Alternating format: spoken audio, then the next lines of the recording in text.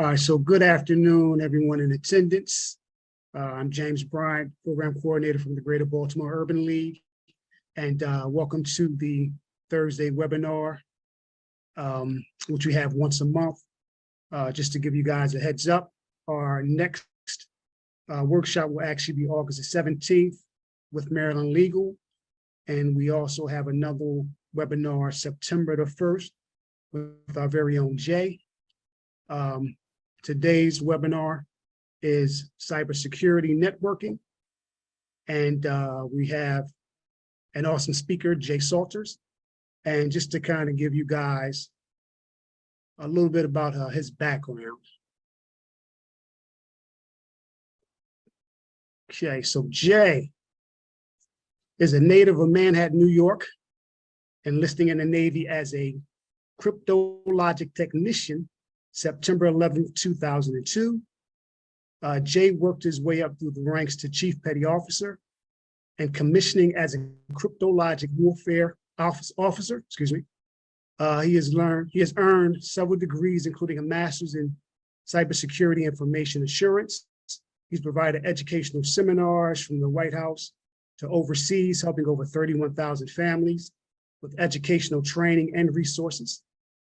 As the founder of Act Now Education, he guides his organization to provide free comprehensive educational resources and opportunities to the military community and DE&I tech. So without further ado, James Salters, the floor is yours. Thank you, I appreciate it. Thank you everyone for tuning in. We're going to go through a lot of information in a short amount of time, so it's going to be good. I really want to make sure I cater this to everyone's perspective and what they are interested in. Obviously, we know some people are interested in IT, some people are interested in cyber, but specifically, do you have, out of the audience, you can put it in the chat or unmute, what roles are you interested in getting into within the community? Do you know the roles that you get into? When we talked to Jamie said he's interested in project management, but I'm just curious, what other roles are individuals interested in?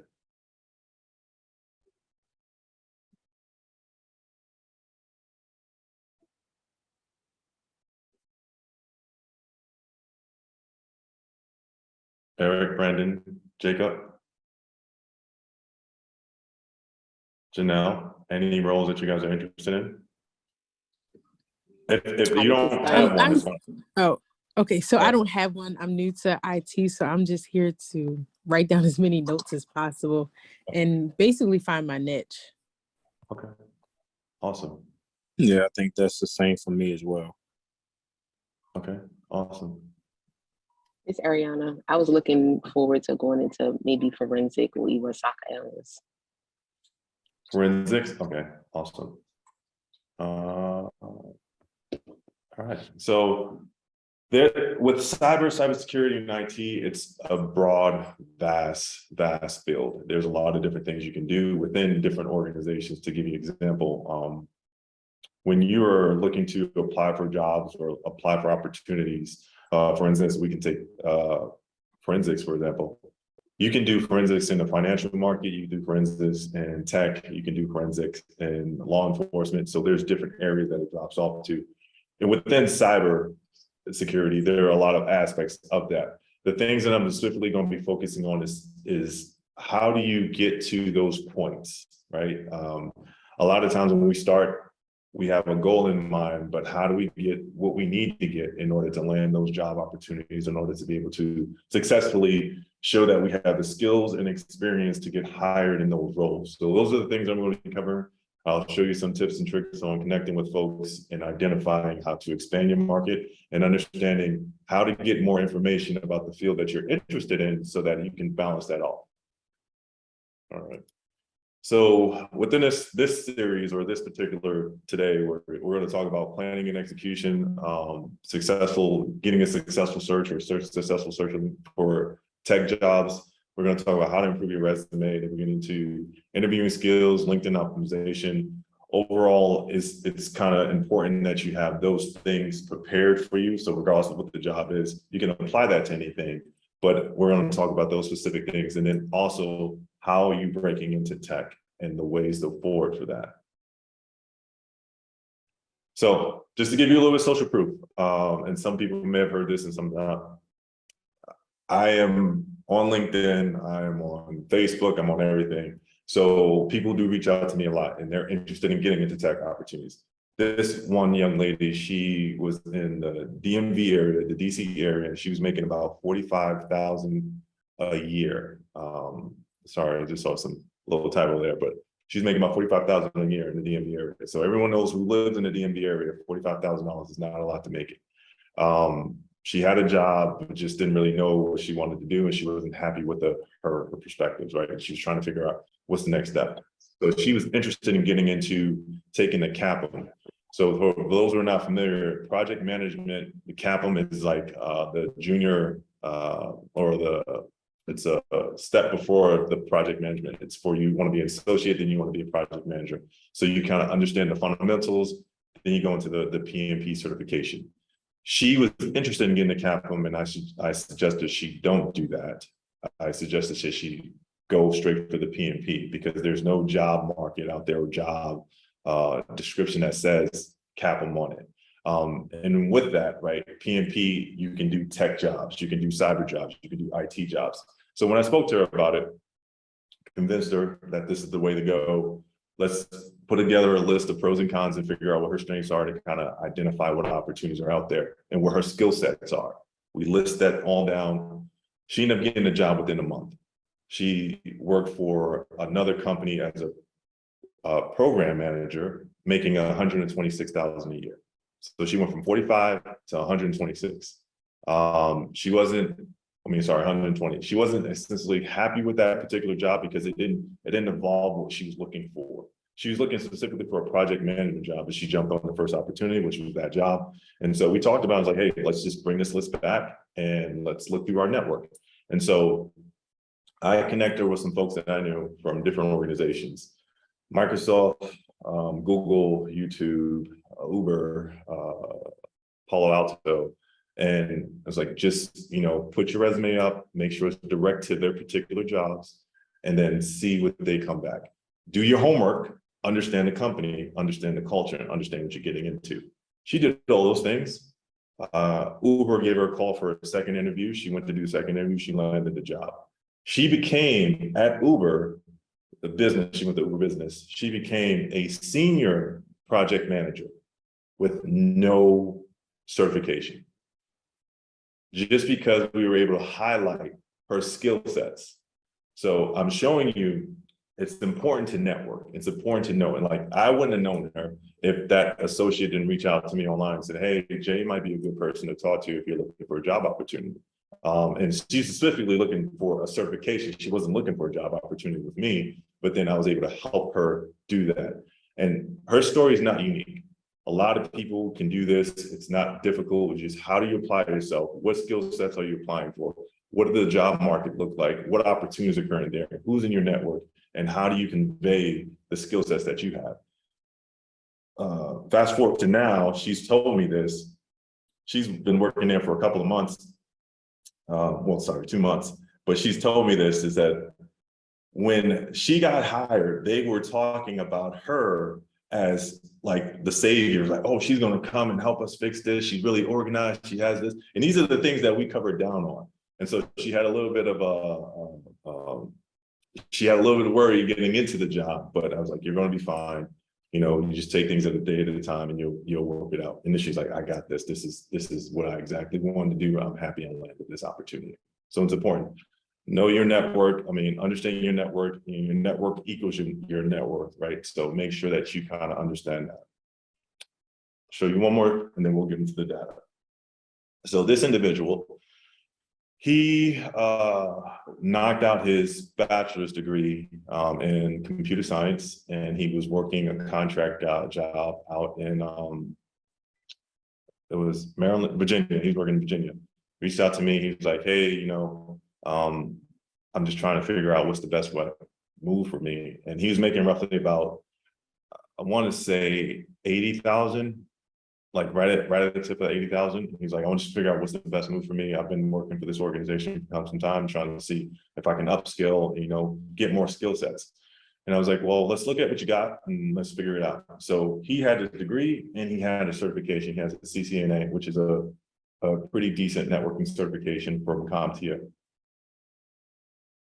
When I talked to him about it, for Cisco, when I talked to him about it, he was like, well, the job that they offer me, they pay me this much, but I'm on a contract and, I'm just looking to upscale. And I was like, well, for what you bring to the table and your experience, because you've been doing this for a long time, you're actually eligible to get like a higher pay from another company. And he's like, I didn't know that. I was like, do this. If you're in defensive contracting, reach out to another contract that's next to you. There's going to be multiple ones. And just say, hey, do you guys have any job openings? And they most likely will. And what you do is say, I would like to put my application in. And he did so. And then they offered him starting, I think they was like, hey, we're going to give you, I think it was 130 or something like that. And I was like, don't take that offer. The second line that you see here where it says, thank you for your offer, that's the paragraph I sent him. I said, send them this and tell them that you want 180. I understand contracting. This is not for every job. I have to understand the job, but I knew for this particular job, what was required. I was like, oh, the overhead is way over 200K. And so they're offering you the lowest that they can give you, because if you take that, that's what you get. And that's why you're on a current contract. But in the cyber role, understanding your skill sets, understanding your degree, this is how much you're worth for this particular job. So ask for this. And he's like, are you sure? I was like, yeah, do that. He sent it. It says, like I said, thank you for the offer. I'm excited and honored to join Lockheed Martin and have the opportunity to work on the team. I have enjoyed meeting everyone and speaking with my future manager. I'd love to see if there's a way, any flexibility in our salary offer based on a few additional conversations I'm having, as well as my experience and what I can bring to the table. I'd love to see if we can potentially meet at 180. That's what he sent them. When I sent him, he sent them directly that. This is their response. I hope you and yours are having a great morning. The team would like to come up to 180. You should be receiving an amendment offer today. Does that sound like something you'll accept? He took it. So these things are not hard, but it does take preparation. It does take speaking to people. It does take understanding the market, understanding kind of your direction, what you're going through, so that you can better be prepared for it. And what I'm going to show you is the preparation for that. And then once you get that, you'll be able to do some of these things that I'm discussing. That way you can land a successful job and know how to negotiate and know how to identify an opportunity. Any questions on that from anybody in the group? No? Okay, moving on. So how do you get a job in tech? 3 real things: increase your skill sets, networking, and job preparation. It's important to do these 3. Sorry, you can't do one without the other. So skill sets are important, but when it comes to your skill sets, you have to invest in you. The best way to say this is you spend money on yourself to learn. You spend money on yourself to develop. You spend money on yourself to kind of get to the next level, because that is the only way that you can get there, unless you have a network that's going to help you do that. Now, if you don't have a lot of capital, and I'm saying you need a lot of money, you just need time, but you just want to make sure that you take time out of your day. If you spend 8 hours a day working for somebody else, you can at least spend 2 hours a day working on yourself. So investment is not only just financial, it's also just spending the time to make sure that you get the knowledge that you need to be able to apply yourself. Now, learning your craft and expanding your knowledge, it's important. And then earning certifications and getting hands-on experience in tech. If you do not do these things, this hands-on experience, that can set you back a little bit. Hands-on experience is crucial in understanding what opportunities are out there. Networking, build your network, attend events, find mentors. Those are the key things that's going to help you expand within the networking aspirations for your job. And then for job preparations, you want to definitely level up on LinkedIn, resume, cover letters, which we'll go over, informational interviews, and hiring events. These things can all help you collectively. You put them together as your own form of plan to be like, this is how I want to execute. All right. So the first thing I want to talk about is, how do you get skill sets, or how do you get to the knowledge or experience when you don't have those opportunities. There are a lot of programs out here. I'm going to talk about a few of them that are free that can provide you with that type of mentorship, guidance, and help. So the first one is the Cybersecurity Workforce Alliance. It is a 12-week program. It's done once a week for 2 hours. And it's a heavily mentored program, meaning like you're working with a mentor that's guiding you within cybersecurity. Everything is based off of NIST, and so it's the cyber standard for the Department of Defense. So any defensive contracting, anything that you're doing covers that, even for the private sector. And the way that it kind of works is you work on projects, you work on hands-on experience, and it's all free, like, right? You're just getting that experience. When you start doing that, those things you can now add to your resume. You can add that to what you know, your repertoire, as far as you applying for job opportunities. Can everyone hear me? Okay. I forgot to ask that. I'm gonna ask that. Can everyone hear me? Yeah, you're fine, Yeah. Jay. I can hear you clearly. Yes. All right, just wanted to make sure. My mic was pretty far away. I was like, oh, okay. But yeah, so this link at the bottom here is the link to register. The only requirement is that you just show up and actually do the work, right? And so 12-week program. And what also happens after this program is they have a good hiring track as far as like folks getting job opportunities right after you finish this. The age requirement is 17 and up, and you have to be a graduated high school in order to participate. But it's a free program and it's sponsored by the Department of Labor. Clark University is an organization or company of the college that runs it. And so they do these, I want to say every quarter or just about. And so it's a great program to kind of break into tech. So if you're not familiar with a lot of things within tech, this would be a good start. I remember someone said that they want to do forensics. This is a good path into that, just to get you kind of like understanding some of the compliance regulations and understanding risks, because that's going to be all the fundamentals that you need for IT or cybersecurity. And then you go into understanding more about forensics and looking at different threats within systems and networks. All right. Any question on this program? Could we get the link in the Q&A, please? Oh, absolutely. I can drop that. Let me see if I can.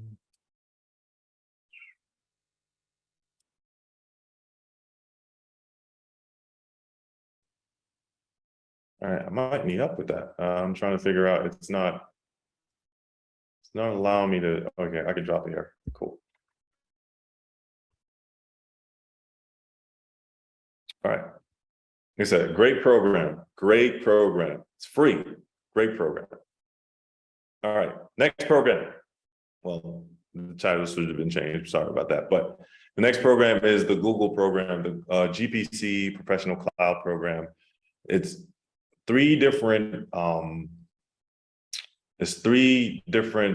roles within it. And if you can't, that's really small. Let me make this larger so people can see it. Don't worry about that. So the three different roles are professional data engineer, professional cloud architect, and associate cloud engineer. Those are different perspectives within cloud architecture, understanding the different components. If I could tell you just based off of like salary, professional cloud architect makes the most. Their salary is anywhere between like 140 to like 200 plus. Then data engineer, and then associate, cloud associate, I think it's anywhere from like 75 starting to like maybe 140. But this program specifically is sponsored by Google's their program. GPC, there's a couple of different cloud networks. If you're not familiar with cloud is just how we manage data remotely. And so that's also going to need an aspect of cybersecurity, right? And so cloud architecture is everywhere. The biggest cloud company everyone knows is Amazon. So we have AWS. Then you have GPC, which is Google, and you have Oracle, you have IBM. I'm sorry, you have Amazon, then you have Microsoft, Azure, then you have Google, then you have Oracle, then you have IBM. And those are the 5 different cloud companies that focus on building data and infrastructure in cloud. It's a vastly expanding field, and it's relatively new, like within a couple of years, not something that's been happening for a long time. So there's a lot of opportunities to get that upward mobility if you're interested in expanding and getting into this is a good way to do so, because those skill sets are going to be needed.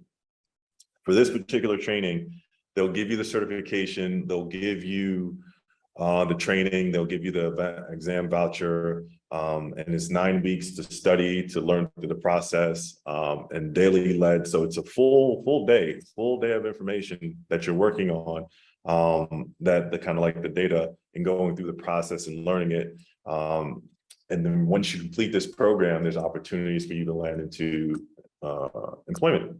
And so it's a great opportunity to kind of get your feet wet, and also a great opportunity to see whether or not it's something that you would like to do or not.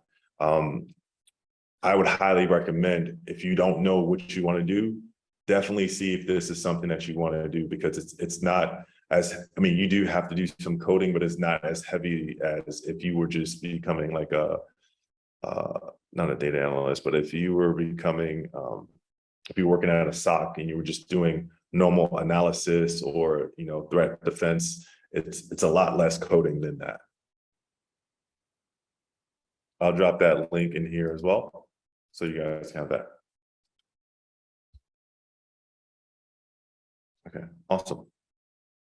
All right, the next one, Deloitte Cyber Career Accelerator. And as you see, like there's a trend, like there's a focus on getting folks into the cyber community, because there's more of a demand than there is a supply of people that have a cyber background. There are so many scholarships, grants, opportunities for you to tap into cyber. Like I said, I'm talking about a few of them, but this is by far not all of them. I could probably think of like at least that I've come across at least 25 different opportunities that are currently out there that are looking to train people from scratch to get them to be cyber experts, or to learn how to do a particular job in the cyber career field. So with this program, it is connected to the Google architecture as well. But when you complete it, you actually get hired by Deloitte. And Deloitte is a major consulting firm. They have their cyber team.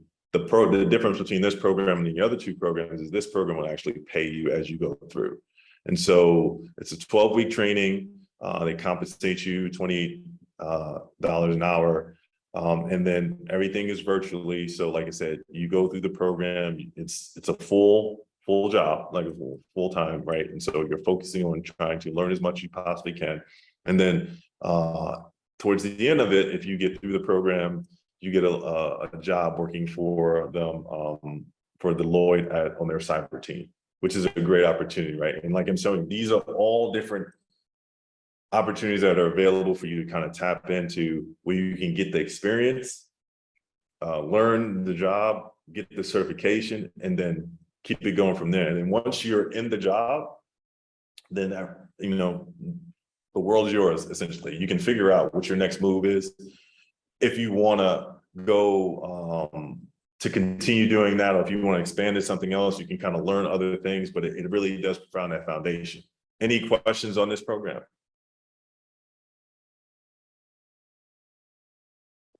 No.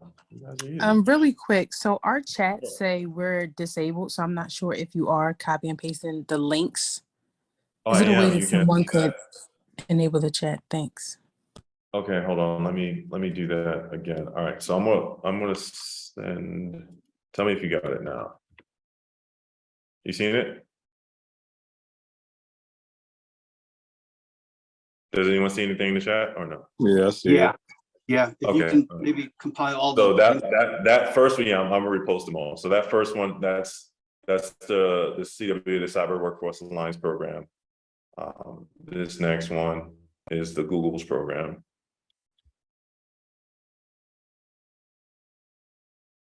Okay, and then this one right here is the Deloitte program. All right. Hey, that's not right. That's not the Deloitte program. I take that back. The Deloitte program did not click over. This is the Deloitte program. There we go. So all three links are in there. Cyber Workforce Alliance is the first one. Google is the second one, and then the Deloitte program is the third one. All right.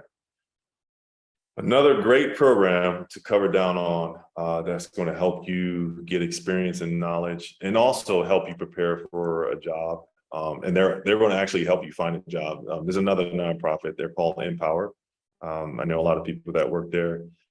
They essentially work with, I want to say, not high school graduates, but people who are at college, like these are freshman year of college to 26, and they work with the military community. So they work with both groups, and the classes essentially focus on you getting certified. So they pay for certifications.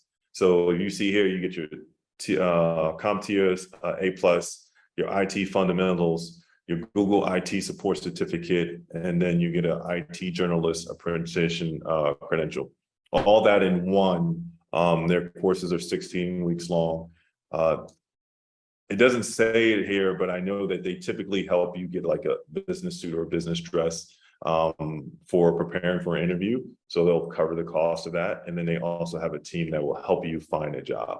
I've known a lot of people who use this program to get jobs, because essentially they go through the course material, they get the certifications, the organization then writes up your resume, and then they help you with their internal team find you a job. It's a free program. Like I said, the last three programs we talked about were all free, but it just, like I said, it really just depends on what you're trying to do. This program is in Maryland, but if anyone's calling from any other area, they are in other areas. So there's California, Maryland, Missouri, Texas, I believe New York, and there's one other place I can't think of, but it's out there, it's available. You do have to go to a program if it's in that state. Like you can't, like they used to do a remote during COVID, but they don't necessarily do that anymore. You actually have to be in the state to take advantage of the program, even if they do it virtually. But it does help you provide that fundamental. So why am I talking about all these programs? Like there's a lot of great opportunities with the programs. Why am I talking about these programs? Because you need more than just a certification to get into the door. Now, certification will help you get a job. That's not a problem, right? The fact that you need experience is sometimes difficult. So these programs do help with that. But the other aspect is you're talking to people, trainers, mentors that can help you also get into those opportunities. If you do well in any of these groups or any of these organizations, and someone's like, well, you know, I've seen how hard he was working on that problem, or I've seen what this capability is, I definitely would recommend. That's opportunity to network. If you don't know anyone in these communities, it's a good way to connect with them. Like, okay, well, would you mind being my mentor, or things of that nature? That's why it's vital if you want to break into tech to do those things, because they're all connected, right? All right. This is one of the last programs I'll talk to, and then I'll go ahead. I'm sorry, I just wanted to know if you could go back and drop the last one in the chat, please. Oh yeah, good catch. I appreciate that. No problem. And was there an age requirement? Because it just says young adults. No, yeah, so from 16 to 26. And then for transitioning military, your age doesn't matter. Thank you. Absolutely. So that was that link. And all right, this program, Cyber Course. This program is a program that will pay for your associate's, your bachelor's, or your master's degree. And outright, the way that it works is a scholarship for service. So you apply to the program, you get accepted to the program. The schools here are listed, the schools are in Maryland. So if you get accepted to the program, you pick one of these schools that you go to. So you'll get a full ride at this school with relations to a cyber career, right? And as soon as you graduate, you get a job in the federal spectrum. So you'll be working a federal job, so, or you could do state as well, but they'll have organizations to choose from. Now, why is this program even up here? Well, one is it definitely does help you understand more and get you a little bit more of a backing into, understanding cybersecurity and IT. Obviously, it's a free degree, right? So you have your master's, your PhD, or your bachelor's paid for, or your associate's paid for. You don't have to worry about coming out of pocket for that. The other thing is, depending on what organization you choose, you can get a security clearance from this. So their partnership, because this is sponsored by NSF, which is a National Science Foundation, which is providing the money for the cyber court program, what essentially is trying to bring more awareness to cyber-related job opportunities within the government. And so you complete this program and you roll into a government job, depending on what organization you choose, you may get a security clearance. Now, I'll tell you about an individual that I came across. He went through this program. He was from Puerto Rico. He went through this program in one of his schools in Puerto Rico, and he didn't know much about it. He was like, well, yeah, I just want to do something with computers. So this sounds like a good idea. So let me jump on this. So he did. And when he jumped on it, what ended up happening was he got the job opportunity to work at NSA. And so he was sitting in his day. I was like, hey, man, what's going on? And he was just trying to tell me his story. He's like, yeah, he's like, I use this program to get in there. I was like, that is crazy. I was like, did you pay for anything? Like, no, is everything covered? And he's like, actually, there's a big group of us that go through. And I was like, man, not a lot of people know about that. And so it's a great opportunity to take advantage of, especially if you want to be able to get your schooling done and land a job opportunity without having to worry about searching for a job. Federal jobs are not hard to get. Federal jobs can be hard to get. It could take a lot of time. And that's why when it's easier going through an educational process to get into the door, it works out in your favor. Any questions on this? Okay, awesome. I'll post the link for that. You guys got no questions. I'm surprised. What do you think about the information so far? Has it been helpful? Has this been new? Is this old information? Are you familiar with this? No, it's good information, Jay. Good information. Okay. Great information. I think, Jay, that there's just so much good information that we're all kind of absorbing it. So if anyone wants a copy of the slide with your additional information, perhaps they can contact us at workforce@gbul.org, and we can send them additional information. Absolutely. All right. So the last thing I'll show you, I said it was the last slide, but the last thing I'll show you is these are, okay, yeah, I realize this is not my this is the wrong slide deck, but it does have all the information. So I apologize for that. But these are all of these programs specifically, like Hack the Box, Try to Hack Me, Capture the Flag, Cyber Blue Range, or Cyber Range now. These programs specifically are meant to help you get experience in the areas that you don't have experience in. Hack the Box and Try to Hack Me are free. And the way that those programs work is essentially you just go through looking different problems or solutions, and you try to either hack it or you try to figure out the coding behind it. And like I said, it's really helpful, and you'll see other people doing it, but essentially you can use that information to put on to your resume. So when you're applying for jobs and you're looking for job opportunities, a lot of these programs you can list as saying, hey, these are the things that I've done in my career.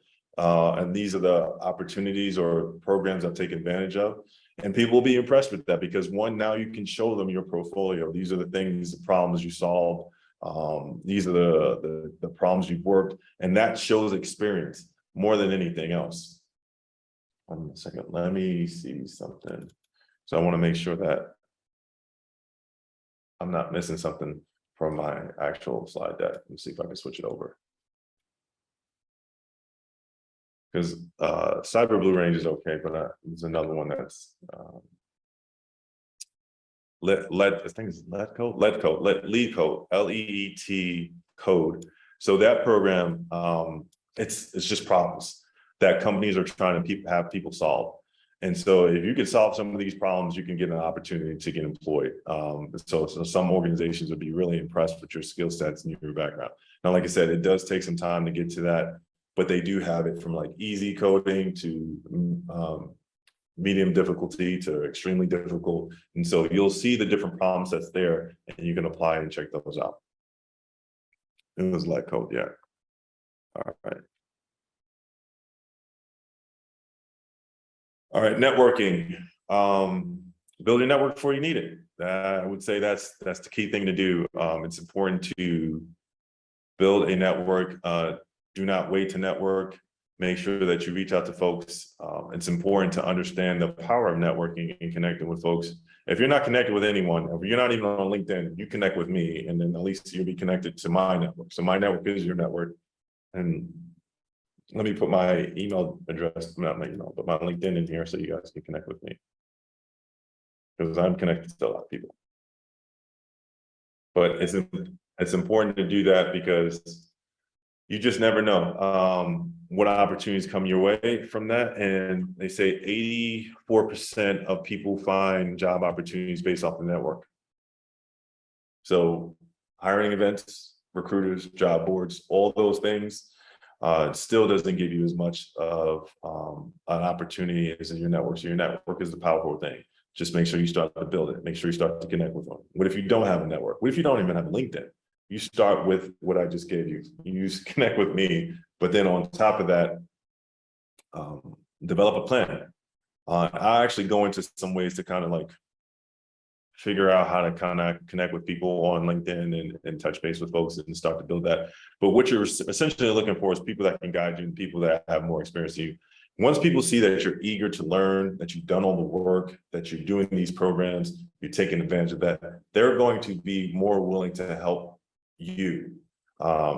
It's always worked that case for me. I've worked on something really hard and people are like, okay, well, I'll work with Jay because I know his work. I know how he's focused and he wants to get these things done. So make sure that you do that and you show that. So whatever job opportunity you're looking for, make sure your LinkedIn looks like that. Make sure that you have things that reflect your skill sets and it's clearly listed so that people can determine and see that.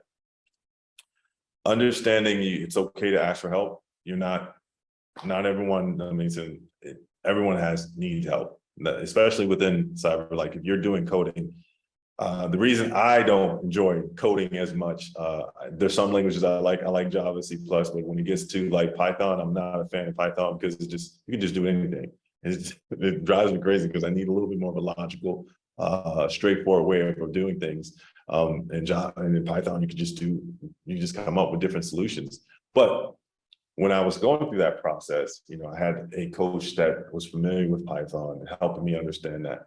But the biggest thing for me is I identified like, okay, this is not a language that I want to specialize in, right? So I can focus on SQL, I can focus on other languages, but that's not a language I would like to focus on.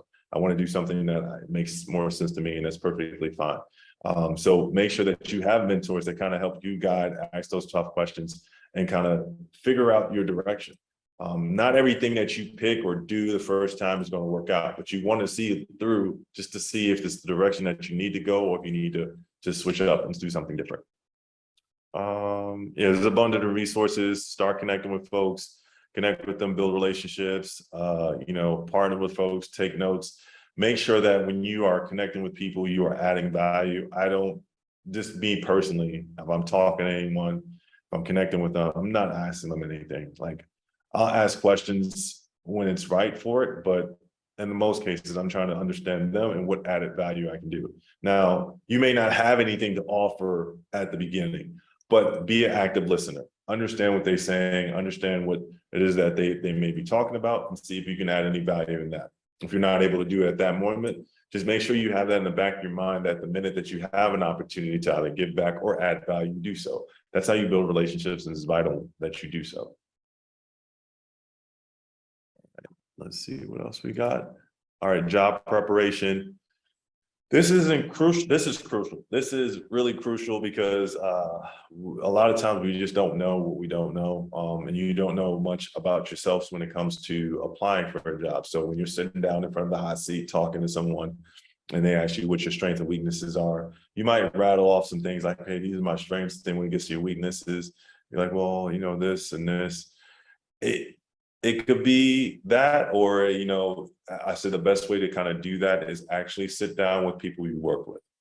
And, you know, it could be closed door conversation and say, hey, just want to know if you can just do me a favor, just kind of really talk to me about what do you think some areas I need to improve on? What do you think is some things that I do good? You can instantly flip that back around in a conversation in an interview because you're getting it from someone else. Now you can understand, like, these are the areas that other people say that I'm strong in, my strengths are. And these are the areas that I know I need to improve on and I'm working on. But I also have references because these are the folks who's telling me these things, right? And so make sure you connect the dots like that. It's helpful. If you're applying for a company or you're looking for a particular company that you want to work for, like the programs I've showed you, like say if you want to work for Google, what's Google's mission? What's their vision? What's their culture like? Understand the organization. I would do deep dives on any company that I'm interested in because the more information I know, the better decision I can make and the more data points I have at an interview. You do not want to make it seem like you just showed up. Right? You want to make it seem like you're well prepared because that's what they want. You know, companies like Google, Microsoft, Amazon, they do have their pick of the litter, right? They get to kind of choose and pick, right? And you want to make sure you put your best foot forward. So I can tell you this just based off experience, based off of working with the folks. And like I'm connected to the director of Amazon, talent acquisition. He specifically was just walking through like, you know, Jay, when I get these resumes or these people sit down with these interviews, I'm like, I'm not sure if they know they're interviewing for Amazon or if they're trying to work at Whole Foods. It's crazy because, you know, we're talking about specific things and there's people just not, they're not tuned in to what the questions are, what the organization is. He's like, if I ask them a question like, what is our mission? What is our vision? And they can't answer that, then I know you don't really want to work here because you don't know it. And so that's coming from the top, right? And so all the recruiters and all the other folks that are asking questions, it's important to know that. Make sure you are well prepared. It's not difficult to get prepared for an interview. You just want to make sure that, you know, there's a bunch of like resources that you can use, resume videos, tips, a bunch of different things that you can pull off of. But I would highly recommend prepare yourself in that. Stand in the mirror, ask yourself questions, look how your posture is.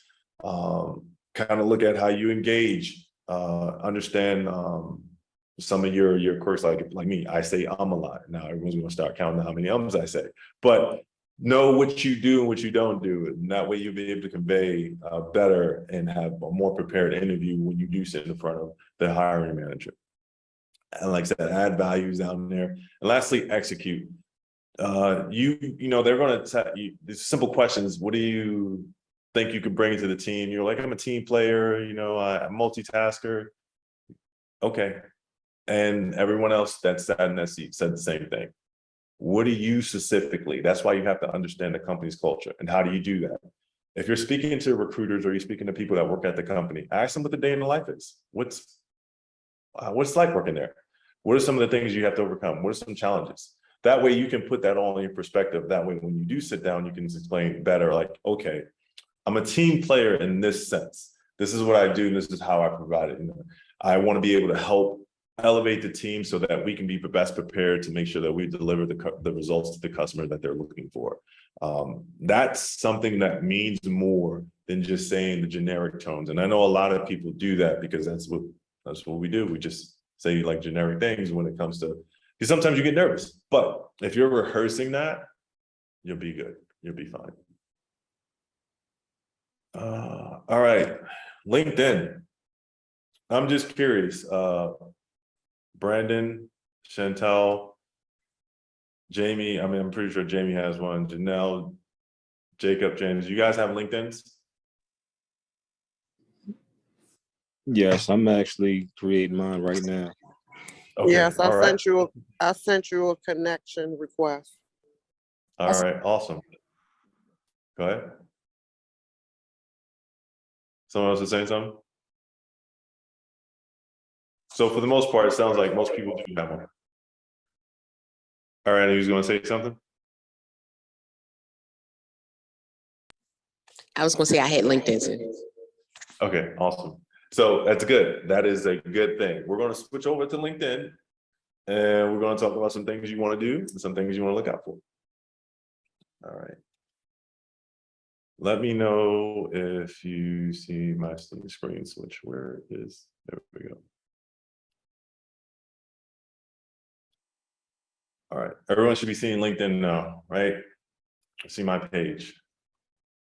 Now, LinkedIn is extremely powerful, but people don't really understand the value added in here. So you just kind of think, you know, it's my information and that's it.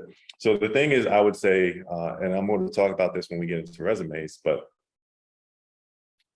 we got a short time, so I'll make sure I get through it. You don't ever, like when you're applying for jobs, you want to make sure it's fairly targeted. I'm going to talk about that a little bit later, but you want to make sure you have a targeted resume to kind of go after opportunities. Everything else you can put in your LinkedIn. That way, if someone's interested, they can find your information and learn more about you. So in here, I'm just going to go through a couple of things. Actually, I'm just going to show you some tips and tricks first, and then we can go over some of the stuff. Accept that. Now let's go back to jobs. So jobs, right? If you are interested in a cyber job, let's say we can do data analysis, right? Let's say you're interested in data analysis. And this is for, I already have it set up, but I was going to show you a trick, but here it goes. If you are looking for understanding what the salary range for a job is, type in either New York or Colorado.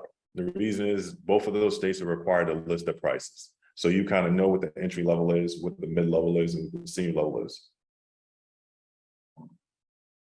When it comes to looking through here, like right here, you'll see it say 65,000 to 75,000. It lists the actual salary. And so that you know that even though it's in Colorado, it just gives you a range that you can talk about. The other thing that you can do is you can kind of filter this, right? And so if you know that for this particular job, I'm not sure how many people applied, but you can come in here and change the filter to say, I've only want jobs that had like maybe 5 people apply. And that way you can get a better understanding of what jobs are out there and apply for those jobs that are not applied to. The other thing that you want to do is keywords. It's done in here, of course, but let me see if I can find another one. Right here. So this is a good job layout. It says 55 to 65, talks about the healthcare, but then you have the keywords. LinkedIn, you have up to 50 keywords. You want to make sure you put all 50. You find 4 jobs or 3 jobs that you really are interested in and make sure all of those keywords are on your profile. Every single one of them. And those are the same things that you're going to utilize in your your cover letter, and in some of your resume. Those are just a few tips and tricks for LinkedIn. There's so many more, and I can probably do a whole session on LinkedIn, but I'm trying to think of what else would be good. Okay, this is another good thing. So let's say if you're looking for a job, and we talked about project management earlier, but if you're looking for a job, you type in whatever it is, like hiring, hiring project managers, or hiring data analysis, or hiring cybersecurity experts, whatever it is that you're looking for, you just type in hiring. What's going to happen is you're going to find people that are hiring for those roles. And then now you can look at those opportunities as they come across and then apply. And that way it's easier for you to find the person and find the opportunity. Now, keep in mind, it is a national database, so you might get some other states, but make sure that you focus it on your state so you can find folks in your state. That way you can find people in Baltimore, Maryland, or DC area that are providing jobs, and then connect with those folks because they say they're hiring. But before you connect with them, make sure that your LinkedIn profile is the way that it needs to be. And like I said, that's probably going to have to be another session. but we'll talk about that. And then when you do have your LinkedIn profile like that, you click on it, because what's going to happen is they're going to get an indication that you clicked on their profile. They're going to look at your profile. They look at your profile and it looks like exactly what they're looking for to hire. I've known people who've gotten hired like that. They didn't actually reach out to them. They just looked at the profile and was like, okay. And then they went to start looking for other opportunities. And then that person reached out and said, hey, it looks like you meet a lot of our requirements. You want to jump on a call? And they got a job. All right. Yeah, just for the sake of time, I'm gonna have to switch back over. Let me stop sharing here and then jump here and go over this. All right, cool. All right, for cover letters, like I said, we're gonna go through this. So your salutations, for this is for your cover letters. If you're creating a cover letter, you want to be able to provide it to a job opportunity. So you want to either do casual, normal, neutral, or formal, but it's like, you know, obviously casual is hi Lisa, and then whatever you want to say, or if it's neutral, you say hello, or if you want to make it formal, to whom it concerns. Your introduction, you want to start with, you know, I'm so excited to submit my application for whatever role and whatever company. But make sure you do your research on the role and the company, right? And then after that, you do the acknowledgement, because you think about it, these folks are getting bombarded with, you know, cover letters and resumes. So you want to say, hey, I'm sure you received many applications and cover letters, so I'll keep this brief. And then you go to make your case. You talk about exactly what it is that you're providing, that added value. So you humbly brag about yourself, say, hey, I've completed these courses, or I have this type of background. I'm offering this, and I think I'd be a great fit for the company. My background in whatever it is, whether it be cybersecurity or forensics, you just list that out. And I believe I'll be very successful in the role. Which excites me about this role, the challenge. You want to talk about either the challenge or the opportunity. Then lastly, you want to get into some of your skill sets, right? You want to talk about specifically your hard and soft skills. So if you've knocked out any certifications in that nature, or you really like coding is my background, do coding, or in your soft skills. So you want to list out your soft skills as well, right? And then I pride myself on these things, but you want to make sure that you list your hard and soft skills. That's really clear. And then lastly, thank you for your time. I look forward to speaking with you. And that's it. That's how you close out your cover letter. Then getting into your resume, there are a couple of different things for your resume. There are 4 types of resumes. You know, you have your chronological, functional, the combination, which is a little bit of all. The ones that we want to focus on is your targeted resume. You want to focus on a target resume, which is built for a position. It's easier to go after a position, couple of positions that are similar. That way you can get all those keywords in there and send it off. Do not send a general resume. Send a resume specific to that job. You have a higher chance of getting picked up. And you also want to make sure you have your LinkedIn information on your resume. You have a 65% chance of getting an interview if you do so. Resumes, it's important, to get it together early, have people look at it, attend workshops. There's a bunch of workshops that's provided by the Urban League. Like I said, the LinkedIn, spell check everything, unlike they're doing in this, but make sure you spell check everything. And then also emphasize AIR approach, right? So you want to have action, impact, results. It's not like a bullet form, like, hey, I worked at this company and we did this. No, you want to have action-packed inputs. I implemented a process, improved initiatives, contributed to a department saving about 15K, or 150,000. So it's key information that you need.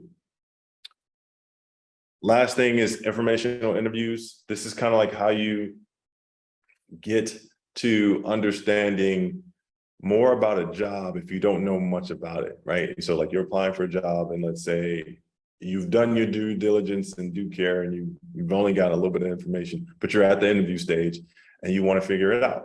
This is a good way to do so. And this is questions I typically ask when, I'm working with folks and people ask me, they're like, oh man, that's a great question. So with this job, what are you hoping to accomplish in the first 12 months? And so they'll tell you what it is that they're looking to accomplish, right? You let them finish. And then you let them go into what are the biggest challenges that you're facing to achieve those goals. And then you jump onto that and you talk about that.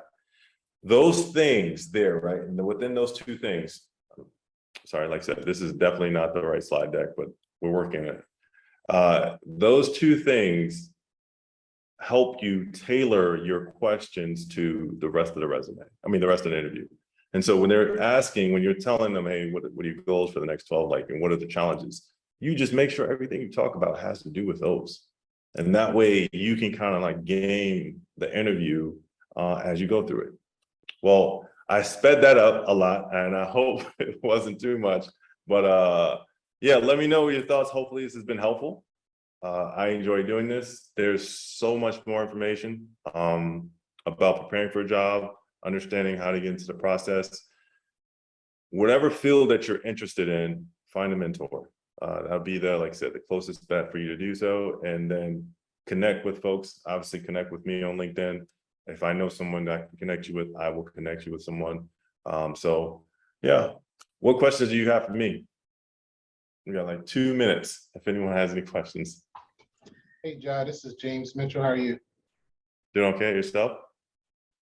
I'm pretty good, pretty good. I just wanted to recap on something you said about mentorship, to kind of give a little bit more input on it. Like you're correct. Getting a mentor would be a big part of your cybersecurity journey.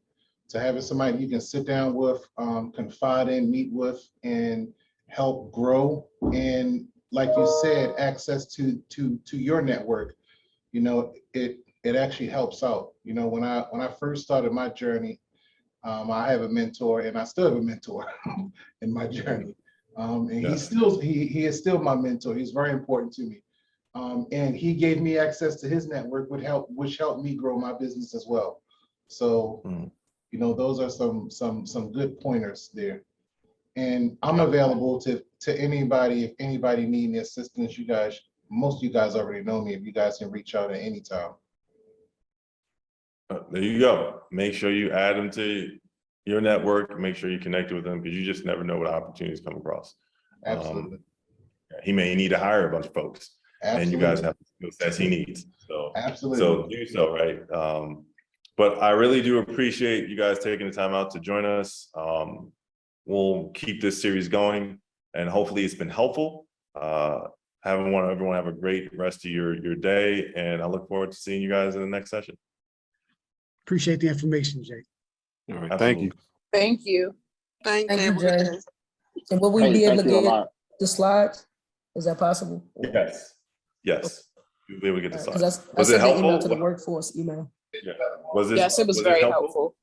Okay. All right. All right, thank you very much. All right, so thank you everyone for attending. Jay, once again, phenomenal webinar. Appreciate your time. If anyone has any questions, you can contact us at workforce@gbul.org, which was also in the chat. If you want to watch some videos on resume tips, I also posted a link in the chat as well. Once again, thanks for attending. Everyone have a phenomenal day. Thank you. And thank you.